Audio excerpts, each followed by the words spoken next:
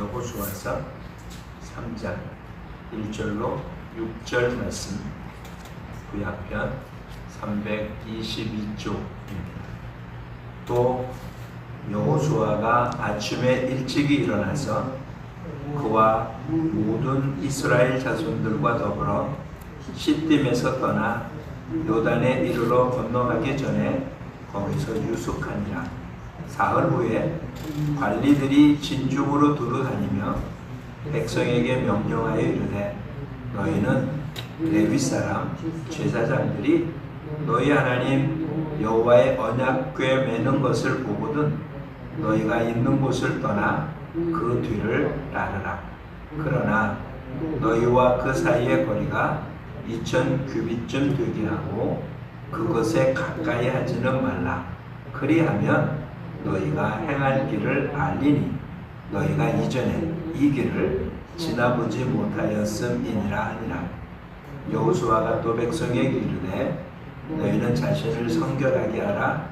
여호와께서 내일 너희 가운데 기이한 일들을 행하시리라.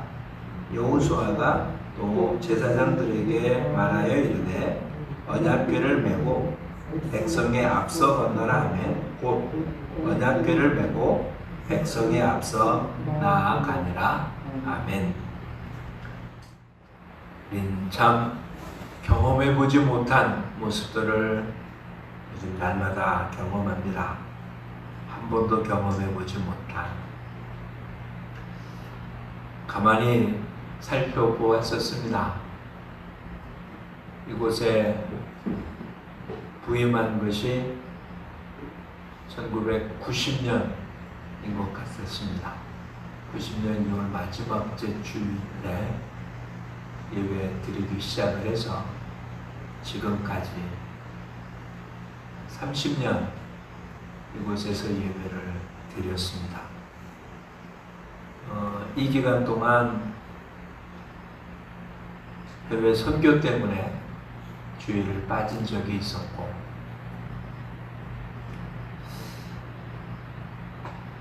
아주 오래전 맹장 수술 때문에 주일을 빠진 적이 있었던 것 같고요. 얼마 전 대장 수술 때문에 주일을 빠진, 그 이후에는 예배를 주일을 빠져본 적이 없죠. 제가 예배를 드리지 못한 것이지 이곳에서 주일날 예배가 멈춰진 적은 없었습니다. 물론 그 이전도 마찬가지였을 겁니다. 내년이 우리 교회에서 이제 50년이 되는데 아마 50년 동안 단 한 번도 아마 주일은 예배가 멈추지 않았었겠죠. 제가 오기 전 20년 동안도 분명히 주일 예배는 멈춤이 없었을 것입니다. 오늘도 우리는 예배를 드리고는 있습니다. 물론 그 이전에 주일 예배에 이 정도 인원이 참석한 것도 많이 있었을 겁니다. 제가 처음 이곳에 왔을 때 예배 드렸던 숫자가 5명이 안 됐었으니까 지금 있는 이만큼의 수와 함께 예배 드린 경우는 있었습니다. 근데 그때는 그 숫자가 예배 드리는 성도 수 100%였었겠죠. 거기에 비해서 오늘은 참 한편으로는 슬픕니다. 이럴 수밖에 없는, 또 억지로라도 하려면 할 수 있겠지만 그렇게 사회에 주어진 공권력과 싸움을 해야 될 만한 이유는 아니기에 많은 부분을 양보하며 이렇게 몇몇 사람들과 그리고는 영상으로 예배를 드리게 됨을 참 슬프고 아프게 생각을 합니다. 그러나 또 한편으로 생각해 보면 우리 앞에 나타나는 일들은 결코 우연이 아니고 하나님께서 이와 같은 모든 일들을 통해서 하나님의 뜻이 있을 것이고, 이 일을 통해서 우리한테 무언가 가르쳐 주시고 우리를 깨우쳐 주시고 뭔가 필요한 것을 허락하시는 그런 모습이라고 생각이 되어집니다. 그래서 오늘 이스라엘 백성들이 가나안 땅 들어가기 바로 직전 여호수아를 통해서 오늘 본문에 보여준 것처럼 이 길은 이전에 너희가 지나보지 못했기 때문에 언약궤를 짊어진 제사장의 뒤를 약 한 2000규빗쯤 따라가라 라는 말을 한 것을 오늘 살펴보려고 합니다. 과연 그렇다면 오늘 본문에 좀 모순된 모습이 보이는 게, 그렇다면 이 이전 40년 동안은, 광야길 40년 동안은 걸어본 길이었습니까? 물론 그 광야길을 헤맸으니까 다녔던 길을 또 다녔을지는 몰라도 천상 애굽에 살던 때에 비한다면 천상 어디로 갈지 모르고 갔던 길은 마찬가지였을 것입니다. 그리고 오히려 그 길은 사막을 통과하는, 광야를 통과하는 길이었기 때문에 더 어려운 길이었을 것이고, 비록 하나님이 약속한 가나안 땅 한 번도 들어가 보지 못한 땅이죠. 400여 년 전 아브라함, 야곱, 이삭, 야곱, 그리고 그의 아들들을 통해서 있다가 애굽으로 내려간 뒤에는 한 번도 들어가 보지 않은 땅이었으니까 들어가 보지 않은 땅입니다. 그래도 문제는 이것이죠. 가나안 땅은 이미 사람들이 살고 있는 땅이기 때문에 길이 잘 나 있는, 어디를 가도 길을 몰라서 무엇을 어떻게 해야 되는 것을 모르는 그런 것은 아닙니다. 그러니 이전에 걸어보지 않은 길이기 때문에 지금 언약궤를 앞세운 제사장 뒤를 따라가라는 말은 현실적으로 모순인 것처럼 들립니다. 그렇죠?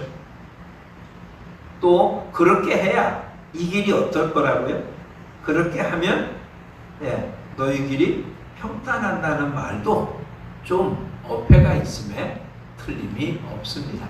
이걸 우리들의 모습으로 보죠. 오늘 우리들의 삶의 모습은 아주 특별하지 않으나 다람쥐 쳇바퀴 돌듯이 거의 일상이 비슷한 삶의 모습을 살아가게 됩니다. 아주 특별하지 않으나 맨날 잘 알고 있는 길들, 처음에 좀 몰랐다 할지라도 큰 문제가 되지 않도록 살아가고 있습니다. 이게 문제죠. 잘 알고 있기 때문에 뭐 한다고요? 누군가 앞에 인도해 줄 사람이 필요 없는 그런 삶을 사는 게 오늘 우리들의 모습입니다. 어쨌든 오늘 우리들 경험해 보지 못한 이런 모습을 경험하며 주님이 주신 말씀의 의미가 무엇인지를 한번 살펴볼 수 있기를 원합니다. 문제는 그냥 오늘 본문에 나타난 내용 그대로를 한번 살펴보죠. 왜 요단강을 건너가고 가나안 땅을 점령하는데 이전과는 다른, 이전에는 걸어보지 못한 길을 걷는다. 첫 번째 모습은 이제 가나안 땅 전쟁을 해서 빼앗아야 할 땅입니다. 물론 광야 생활 40년 동안에도 막판에 처음 시작할 때도 싸움이 한 번 있었고, 마지막에는 두 나라 싸움을 통해서 땅을 차지하고 두 집합 반에게 그 땅을 나누어 준 일이 있지만, 어쨌든 광야 40년 동안은 전쟁이 아니라 그냥 가나안 땅까지 가는 여정에 불과했었습니다. 근데 이제 가나안 땅은 그런 곳이 아니라 하나님이 약속한 땅에 들어가서 그들을 다 쳐 물리치고 그 땅을 차지하는, 그러니 삶의 방법이 완전히 다른 모습이게 이전과는 다르다라고 표현했음에 틀림이 없습니다. 그렇다면 오늘 우리들의 삶의 모습도 주님과 더불어 사는 이 길은 이전 우리가 걸어왔던 길과는 다른 모습입니다. 즉 우리한테 주어진 하나님이 허락된 모습을 점령하고 결코 그렇게 좋은 표현의 단어는 아닌데 너무 거칠어서. 그러나 어쨌든 우리한테 주어진 우리의 삶의 영역을 하나님의 나라를 만들기 위해서 그 안에 있는 악한 모습을 쫓아내고 하나님의 뜻을 이루어야 되는 것은 여지껏 우리가 경험하지 못한 그런 길이기에 하나님의 말씀의 뒤를 쫓아야 합니다. 또 하나는 이렇게 살피면 되죠. 가나안 땅 들어가서 한 일들을 한번 생각해 보죠. 예. 대부분의 전쟁에 승리를 합니다. 여리고전도 승리를 했고, 남부 사람들의 연합과의 전쟁 승리하고, 북부 연합해서 덤벼드는 가나안 사람들과 싸워서 이기는. 그러니까 정말 하나님 이 약속된 땅을 들어가서는 승리의 삶을 살아가는 게 분명합니다. 근데 아이성 전투에서는 패배를 하죠. 그 다음에 다시 승리를 합니다. 도대체 여리고 전투와 아이성 전투의 차이는 무엇입니까? 어찌 보면 교만하고 이렇다는 표현도 가능하죠. 그러나 쉬운 표현을 보죠. 오늘 본문의 말씀에 근거하면 여리고성 전투의 승리, 아이성 전투의 실패는 하나님의 말씀을 따르느냐 따르지 않느냐의 차이입니다. 여리고성 전투는 왜 하나님의 말씀을 따르고, 그렇다면 아이성 전투는 왜 하나님의 말씀을 따르지 않습니까? 이게 우리 인생에서 맞는 것과 똑같은 거예요. 여리고성은 워낙 강한 성입니다. 거기다가 성벽을 완전히 닫고 그냥 꼼짝도 안 하면 싸움이 될 수 없잖아요. 그러니 하나님이 시킨 대로 하루에 한 바퀴씩 일곱째 날 7바퀴 돌고 외치는 것 이외에 다른 전투 방법이 존재하지 않습니다. 그러니 하나님의 말씀을 따를 수밖에 없었죠. 근데 아이성은 여리고성에 비하면 너무 작아요. 그러니 60만이라 되면 이 사람 갈 필요도 없고 몇천 명만 가면 된다, 이런 생각을 합니다. 근데 그 전투에 실패하잖아요. 사람이 적게 가서? 아니요. 하나님 말씀대로 따르지 않았기 때문이잖아요. 오늘 우리 앞에 놓여있는 건 똑같습니다. 근데 왜 하나님의 말씀을 안 따랐습니까? 우습게 봤죠. 지금 전투에서 승리했던 기쁨에 비한다면 지금 눈앞에 있는 아이성은 이건 하나님 말씀을 따라야 될 이유도 없을 만큼 아주 간단한 것으로 보았습니다. 네. 우리 앞에 있는 적은 우리보다 약한 자들이 아닙니다. 에베소서에 기록한 대로 우리의 싸움은 혈과 육에 속한 게 아닙니다. 혈과 육에 속했다면 나보다 강한 자도 있지만 나보다 약한 자도 있습니다. 나보다 똑똑한 자도 있지만 나보다 미련한 자도 있습니다. 나보다 힘센 자도 있겠지만 나보다 힘이 약한 자도 있습니다. 혈과 육에 속했다면 나는 약하지만 내가 소속된 집단은 강할 수 있습니다. 근데 우리의 싸움이 혈과 육에 속한 것이 아닌 영적인 싸움이라면 우리는 약합니다. 어느 누구도 육신을 가진 우리가 영적인 존재와 싸워서 이길 수 있는 자는 단 한 사람도 없습니다. 우린 그걸 자꾸 잊고 사는 거예요. 우리가 힘이 세서 이기고 나간 게 아니라 주님이 함께 하기 때문에 이긴 겁니다. 앞으로도 주님이 함께 하야만 이기는 거지. 내가 여태까지 이긴 노하우가 있고 여태까지 글로 힘을 쌓아뒀고 여기 어떤 걸 했기 때문에 이길 수 있다? 이건 다 착각입니다. 아이성 전투가 그것을 보여주는 거죠. 오늘 우리들 한 번도 경험해보지 못한, 아니 경험했는데도 계속 잃어버리고 잊어버리고 우리의 모습이 새로워질 수 있기를 축복합니다. 그것은 다른 게 아니라 하나님의 말씀을 쫓는 것 이외에 다른 것으로는 방법이 없다는 것입니다. 오늘 우리들의 싸움 바로 이것입니다. 그리고 또 하나는 도대체 우리한테 이런 힘들고 어려운 고난을 주신 이유는 무슨 일일까? 어찌 보면 고난이 아닐 수도 있습니다. 단지 교회 나와서 예배 안 드리는 것 뿐이지 뭐 다른 건 아무것도 제재 조건이 없잖아요. 그쵸? 하나님 믿고 신앙생활하는 걸 방해하거나 이것을 뭐라고 하지 않습니다. 그냥 오랜 기간도 아니고 짤막한 기간 동안 언제일지 명확하진 않지만 요 기간 동안만 그냥 모여서 예배 드리는 것을 하지 말라는 어찌 보면 굉장히 많이 양보한 것 같은 그렇죠? 다니엘 있는 그곳에 한 달 동안만 기도하지 않도록 하는 것 같은 그와 같은 모습이기에 뭐 별건 아닙니다. 그렇죠? 한두 가지만 지킨다면 아무런 문제가 없는 것 같은 그러나 다시 한번 살펴보면 지금이 우리들한테 가장 큰 고통인 거죠. 하나님이 우리를 부르신 가장 큰 이유는 찬양 받으시기 위함입니다. 이스라엘 백성들을 애굽에서 건져내신 가장 큰 이유는 하나님께 제사 드리기 위함, 하나님 앞에 예배 드리기 위해서 애굽에서 건져내서 하나님이 지정한 곳에서 예배 드리도록 하기 위함이었습니다. 우리를 건져내신 이유가 그런 것입니다. 근데 우리는 모두가 지금 공적으로 모여 예배 드리는 것이 문제가 있다는 것에 대해서 아파하지 않습니다. 그리고 세상 사람들은 말하면 이렇게 모이지 못하는 게 아픈 게 아니라 이렇게 모여서 헌금을 못하기 때문에 아파하는 거라고 조롱합니다. 현실적으로는 그런 문제도 작은 문제는 결코 아닐 겁니다. 근데 기독자인 우리들이 그게 문제가 아니에요. 정말 마음 놓고 모여서 마음 놓고 찬양하고 예배드리지 못한다는 게 우리한테 얼마나 큰 아픔인지, 그렇다면 이런 아픔을 허락하신 하나님의 뜻은 과연 무엇일까요? 이렇게 한번 적용해 보았습니다.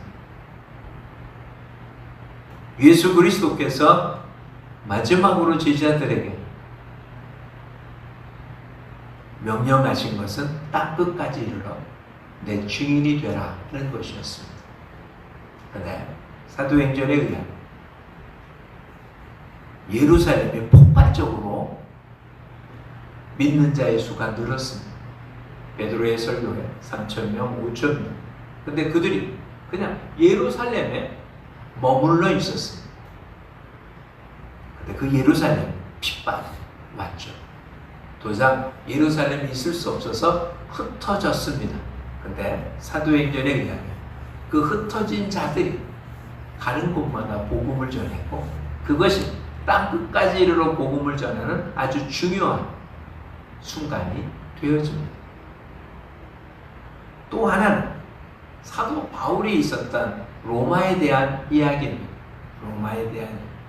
로마가 이제 로마 안에 로마 시민이 아닌 다른 사람들이 있지 못하게 하는 바람에 흩어질 때, 그때 역시 바울과 함께 있었던 아볼로 아니면 함께 했던 동역자들이 흩어져 나오는 바람에 그와 함께 로마 전역에 흩어져서 복음을 전하는 놀라운 역할을 감당하게 됩니다. 오늘 우린 지금 함께 모이지 못하고 어쨌든 흩어졌습니다. 네, 흩어진 것이 무엇일까라고 한번 생각을 해봤거든요. 우리 대부분은 수동적으로 예배드리는 자들이었습니다. 그렇죠? 그냥 주일날 예배 시간에 오면 누군가가 다 준비된 모습으로 준비된 찬양을 하고, 누군가가 대표를 기도하고, 목사님이 준비된 설교를 하고, 그리고 뭐 준비한 헌금 드리고, 그리고 찬양하고 돌아가는, 예배는 드리지만 대부분이 수동적으로 마련되어진 예배 시간에 참석해서 그냥 예배자의 한 부분에 해당됐었습니다. 잘못된 것 아닙니다. 어느 모임이든 그럴 수밖에 없습니다. 흩어져서 모두 한 사람 한 사람이 예배 인도자라는 사실.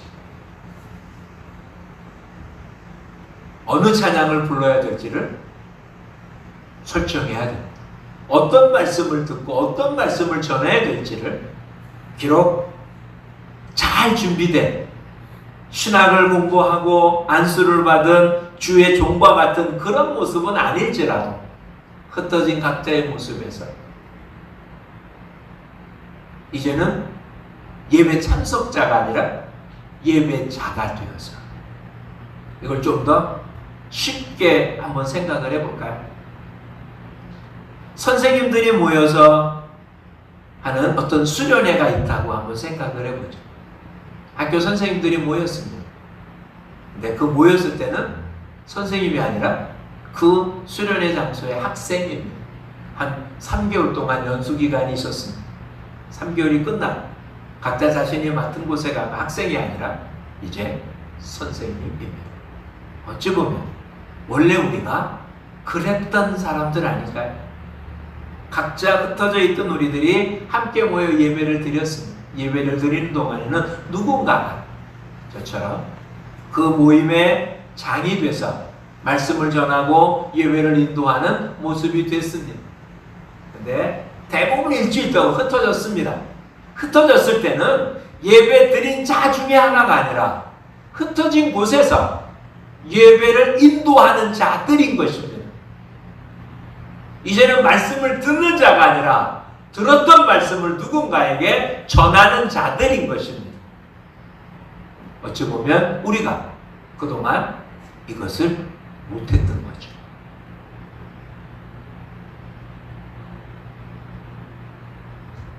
아무 때나 정해진 시간에 교회만 나오는 예배를 드릴 수 있기 때문에 우리 모두는 왕같은 제사장이 돼서 하나님 앞에 예배드리는, 예배를 인도하는 예배자라는 사실을 망각해 왔었는지 모르겠습니다. 오늘 같은 날을 기해서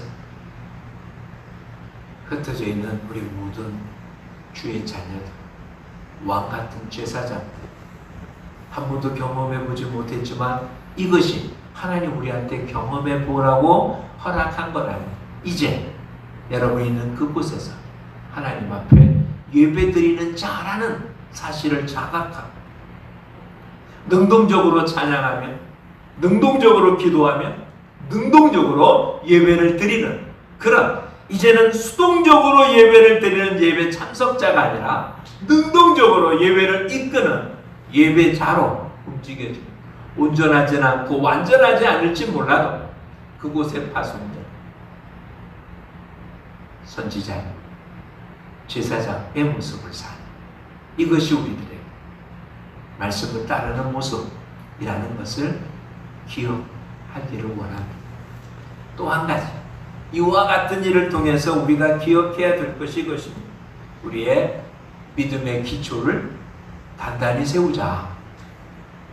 지금 어떤 큰 능력이 문제가 아니라 믿음의 가장 기본적인 기초심이 강하면 이와 같은 걸 이길 수 있지만 그런 기초가 약하면 우리는 흔들릴 수밖에 없을 겁니다. 네. 지난번 홍수로 제방이 무너지고 뭐 이런 이야기가 또 중국의 그 큰 댐이 무너질지 모른다고 하는 모습들 무너지고 안 무너지고의 모습은 기초가 얼마나 든든하냐에 달려 있습니다. 그러니 오늘 도대체 이와 같을 때 우리가 익혀야 할 가장 중요한 기초는 뭘까 한번 살펴보았습니다. 오늘 언약궤를 메고 앞서가는 하나님, 그 제사장 뒤를 따라야 될 우리들이 도대체 우리가 바라봐야 할 모습이 뭘까? 이미 잘 알고 있는 겁니다. 기초니까. 그러나 한번 다져볼 수 있기 바랍니다. 지금 있는 그곳에 영상으로 예배를 드리는 여러분들, 지금 있는 그곳에 하나님이 함께 계신다는 것입니다. 우리 너무나 잘 아는 것입니다. 근데 실제로 우리는 하나님이 내가 계신 곳에 함께 있다고 느끼며 산 적은 많지 않습니다. 여러분 어떨지 모릅니다. 저는 분명 그랬습니다. 하나님이 함께 한다고 믿는 건 분명합니다.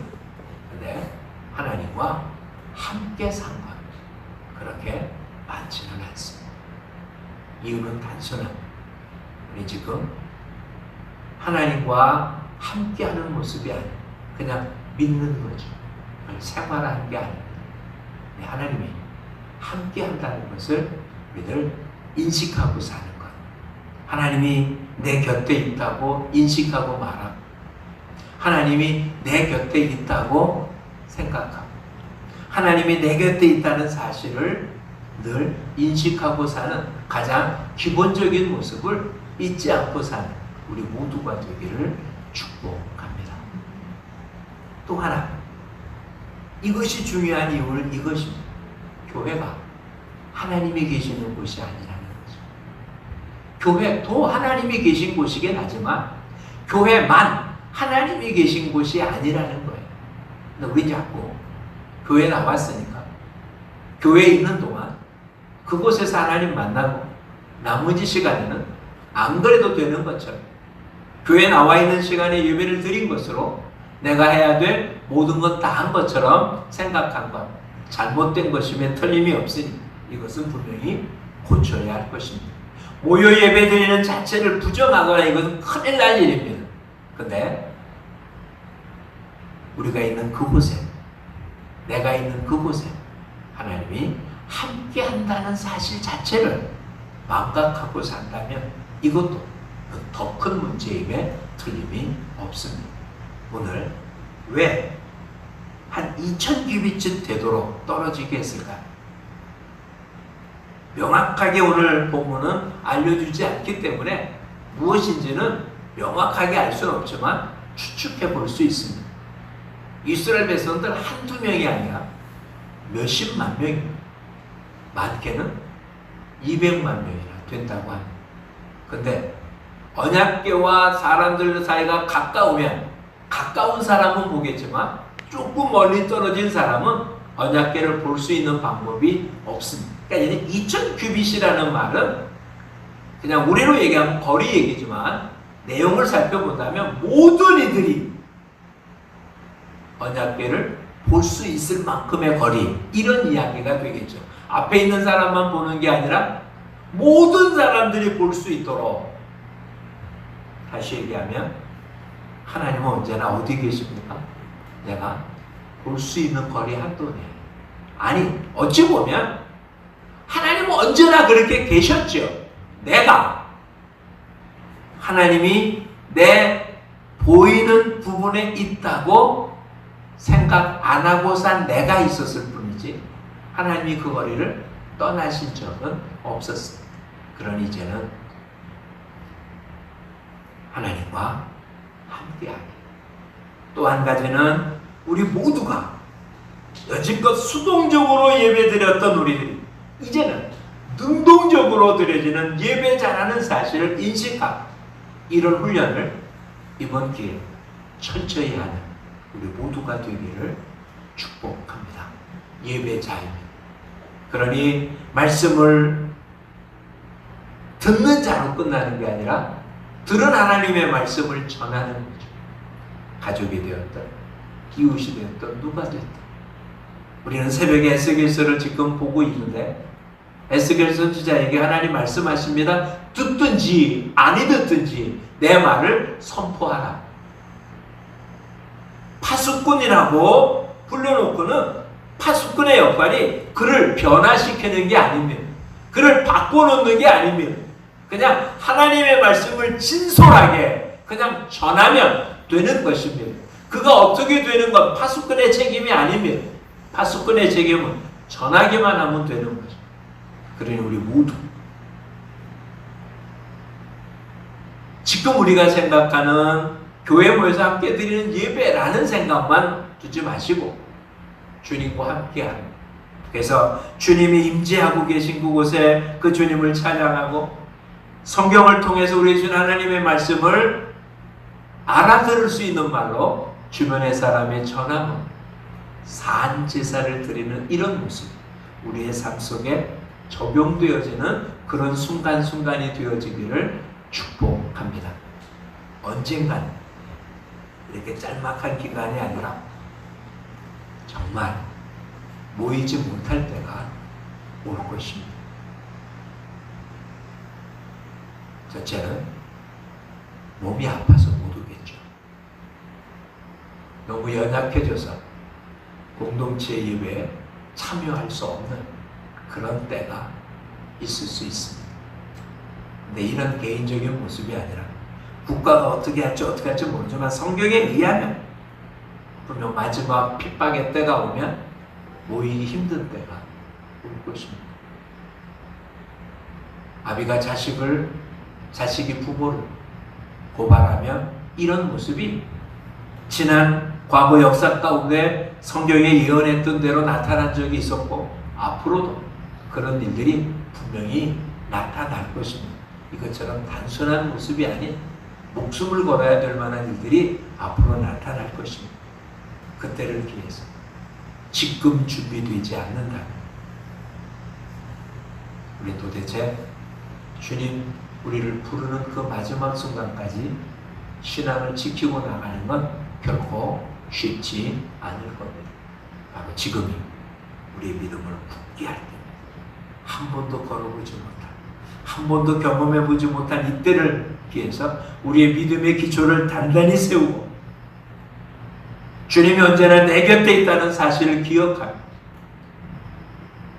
내가 예배자라는, 내가 말씀을 전하는 선지자라는, 내가 하나님 앞에 주변의 모든 사람들의 문제를 가지고 기도해야 되는 제사장이라는 능동적으로 이와 같은 모습이라는 것을 기억하고 이것이 몸에 배도록 훈련되어집니다. 그런 삶을 사는 우리들이 그 자체가 얼마나 힘들고 어려운지를 알기에 우리는 이 자리에 모여서 함께 찬양하며 함께 위로받으며 함께 힘을 얻어서 또다시 흩어져서 아프고 고통스러운 자들을 품는 우리 모두가 되길 주님이 원하시기에 우리에게 이런 아픔을 주었다고 믿습니다. 오늘 예수 그리스도를 십자가에 달려 죽게 함으로 사탄이 이겼다고 좋다고 생각할 때 오히려 하나님은 그를 부활시킴으로 사탄을 멸했습니다. 예루살렘에 있는 관리들 핍박과 압박을 주므로 예루살렘에 있는 기독교인들을 흩어버림으로 승리했다고 생각했지만 실상은 흩어진 기독자들 가는 곳마다 복음을 전함으로 곳곳에 교회를 세워서 확장시켰습니다. 바로 지금 어떻게 보면 겉으로 보면 모이지 못하는 모습인 것 같아도 우리가 평소에 50명, 60명 예배를 드렸다면 오늘은 흩어진 50교회가 생긴 날이라고 생각을 합니다. 우리는 과학적으로 이걸 알죠.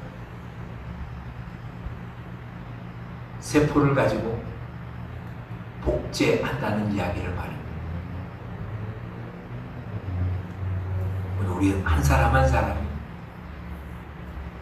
여지껏 경험해 보지 못했지만 이제는 우리 자체가 예배를 드리는 자요, 예배를 인도하는 자로서의 모습을 갖추는 그런 훈련을 하는 그런 첫 시간이 되기를 축복합니다. 다른 건 다 몰라도 좋습니다. 단 하나 뭐라고요? 하나님이 어디 계시다고요? 언제나 내 곁에 계시다는 사실만 굳게 믿으면 히브리서에 기록한 대로 하나님을 기쁘시게 할 수 있고 하나님을 기쁘시게 할 수 있으면 우리 인생은 성공한 것입니다. 우리들 경험해보지 못했다고 투덜댈 게 아니라 그래서 도망가거나 여지껏 경험해본 걸 하려고 애쓸 게 아니라 하나님 우리에게 주신 이 새로운 경험에 가장 근본적인 모습을 찾아서 하나님의 뜻을 이루는 우리 모두가 되기를 축복합니다. 오늘 이 시간 영상을 통해서 예배를 드리는 사랑하는 귀한 성도님, 오늘 이 시간만이 아니라 이제는 매 순간 흩어져 있는 그 어느 순간에 어느 장소가 되었든 누구를 만나 무엇을 하든 그곳이 예배터요. 그것이 나한테 주어진 말씀을 전하는 그와 같은 장소요. 그들을 위해서 기도하는 곳이요. 하나님의 은혜가 이곳에 있도록 축복하는 그와 같은 모습이라는 걸 기억할 수 있기를 축원합니다. 그래서 우리는 모이면 그냥 예배 참석하지만 흩어지면 예배를 인도하는 자라는 사실을 기억해서 모였을 때 흩어져 예배 드릴 걸 더 많이 준비하는 자가 되고, 흩어져서는 예배를 드리다 부족한 것이 있을 때 모여서 공동체를 통해서 필요한 것을 더 많이 습득하는 모습이 돼요. 날마다 함께 성장하는 우리 모두가 되기를 축복합니다. 주님이 우리를 복 주실 줄 믿습니다. 이와 같은 된 일을 하는 어떤 못못에 대해서 불평하고 원망할 것이 아니라 이 일을 통해서 하나님이 우리를 깨닫게 하고 복 주심을 바라보고 우리가 더 성장하고 성숙되어서 하나님의 나라를 확장해 나간 우리 모두가 되기를 축복합니다. 기도하겠습니다. 참 좋으신 하나님, 고맙습니다. 한 번도 경험해 보지 못했지만 주님, 우리가 걷는 길 그냥 일상 같습니다. 단 하나님 말씀대로 하면 성공하고 하나님 말씀대로 하지 않으면 실패한다는 것, 이것이 오늘 우리에게 주신 하나님의 메시지였습니다. 아무리 강해도 하나님 말씀대로 살면 여리고서 무너집니다. 아무리 약해도 아이서 하나님 말씀대로 하지 않았더니 전쟁에 졌습니다. 우리 앞에 어떤 일이 놓여 있습니다 할지라도 아무리 강해도 아무리 약해도 아무리 많이 알아도 아무리 몰라도 이건 문제가 되지 않음을 다시 한번 깨닫습니다. 하나님 말씀대로만 하면 크든 작든 강하든 약하든 승리할 줄 믿습니다. 이것이 우리가 오늘 우리에게 허락하신 하나님의 경험인 줄 믿습니다. 이제 이렇듯 모이지 못하게 한 이유는 우리 본래의 모습 흩어져 복음 전하는 자라는 사실을 망각했기에 하나님 우리를 일부러 흩으셨습니다. 예루살렘의 핍박이와 흩어짐으로 전 세계의 복음이 증거될 수 있었던 것처럼 이렇듯 모이지 못하게 된 이때 흩어진 우리 모든 원석들, 흩어진 그곳이 교회가 되게 하옵소서. 그곳이 예배처가 되게 하시옵소서. 그곳이 기도하는 자리가 되게 하시옵소서. 그곳이 말씀을 선포하는 자리가 되게 하시고 주님의 임재가 나타나는 주의 영광을 드러내도록 인도해 주옵소서. 이미 주님으로부터 왕같은 제사장이라는 직분을 받은 주의 자녀들입니다. 주님이 늘 동행함을 믿기로 이제 흩어진 그 자리 하나님께 영광을 돌리고 모든 이들이 말씀을 볼 수 있도록 우리의 삶이 저들에게 빛이 되도록 이끌어 주옵소서. 아버지, 지금 일어나고 있는 이 모든 일들 하나님 말씀에 근거하면 심판받을 일입니다. 이 민족, 이 땅의 지도자들 불쌍히 여겨주시옵소서. 정치적인 접근이 되지 않게 하시고 주님 두렵고 떨림으로 역사를 주관하신 하나님을 기억할 수 있도록 이끌어 주옵소서. 또한 이 땅의 모든 기독자들 어떤 상황에서 주님 교양을 잃지 않도록 도와주옵소서. 어떤 경우에서 그의 입술이 거칠지 않게 도와주시고 어떤 상황에서 악의 모양을 흉내내지 않도록 도와주시고 언제나 참으로 선하게, 언제나 공의롭게, 언제나 예의 바르게 정말 주님이 하셨던 것처럼 사는 우리 모두가 되게 하여 주옵소서. 예수님 이름으로 기도합니다.